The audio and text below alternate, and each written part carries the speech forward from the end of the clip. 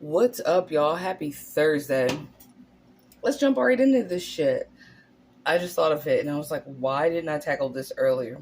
Watch out for the term roommate, okay? The narcissists and fuck boys, we're not just talking about just narcs, but fuck boys and fuck girls. Ooh, they love the term roommate.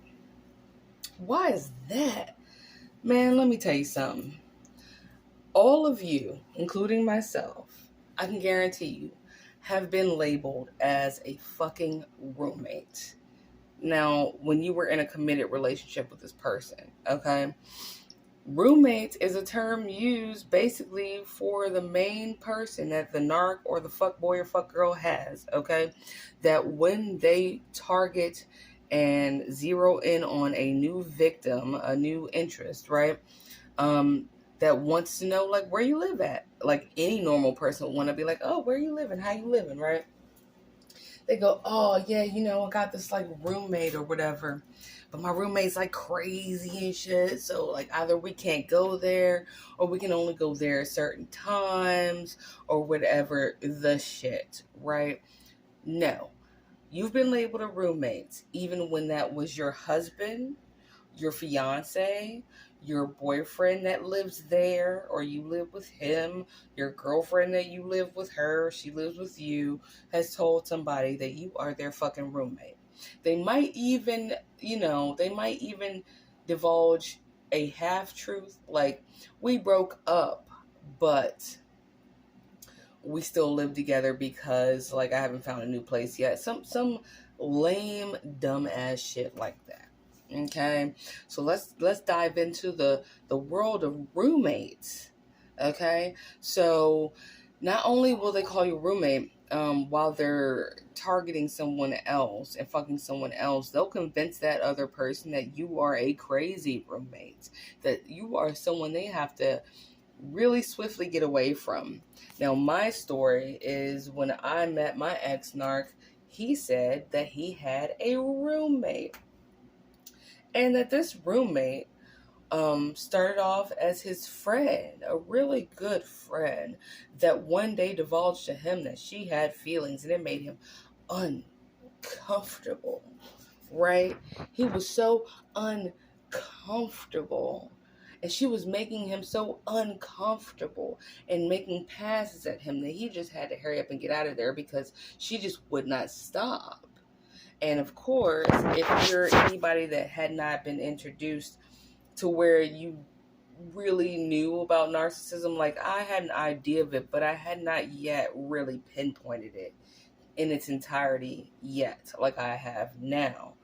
So of course you're gonna be sympathetic, right? And be like, oh man, that really sucks. In my case, I was like, that really sucks.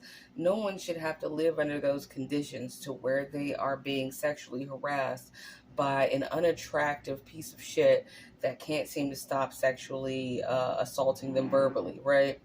Not the case. It's always the roommate is always someone they're in a current committed relationship with. At least the roommate thinks so, right? All right. And then later down the line, you find out what? They always do. You always find out what? They didn't have no fucking roommate. That was their ex. You always find out what? Hey, did you have sex with this person? And eventually, when they're on their way out the door to another person, when you have then become the roommate, then they'll admit to you, oh yeah, we had sex like a couple times, but I mean, it was just because they wouldn't leave me alone or something really ridiculous like that. I mean, I would never have sex with someone just because they wouldn't leave me alone. What it would be is a hammer to the face, bitch, don't approach me, or a restraining order.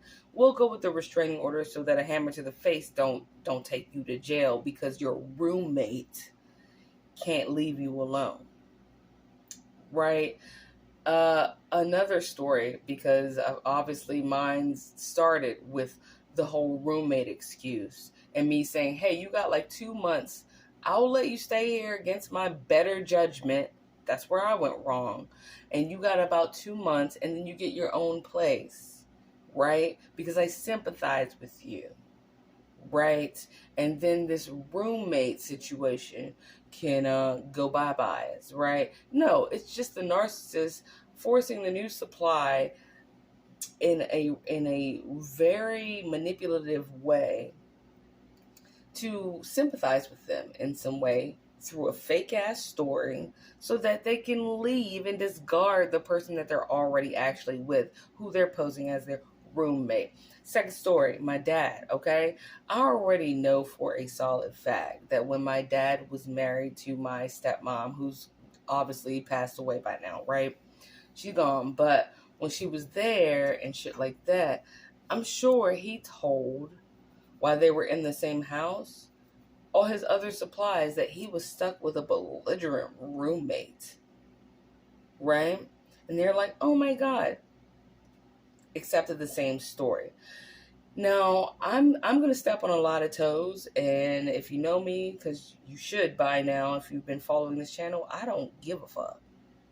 I'm going to step all on them shits. All right?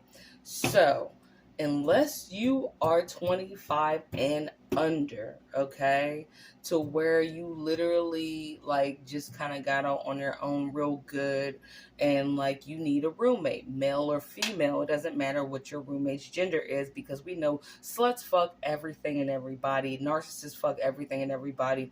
So if it's a dude with dude roommates, it don't mean they ain't going each other's butts, and it don't mean that baby girl over there with a tight body ain't licking titties and eating some coochie cat. Okay? Right. Okay?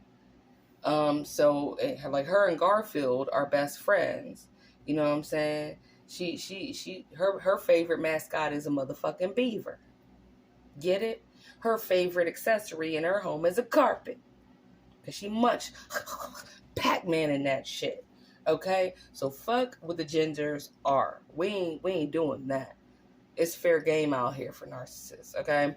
And supplies. So if you are not like a college student or someone that's so young that like you have to have that second income in order to live, you have nowhere else to go, then other than that, if you are dating or planning to date in the future, I suggest strongly that you do not fuck with anyone that says they have a roommate.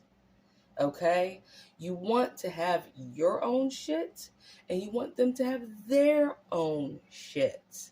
Okay? We grown out this bitch, and we don't need other people to support us financially. No. You do not fuck with somebody that says they have a roommate.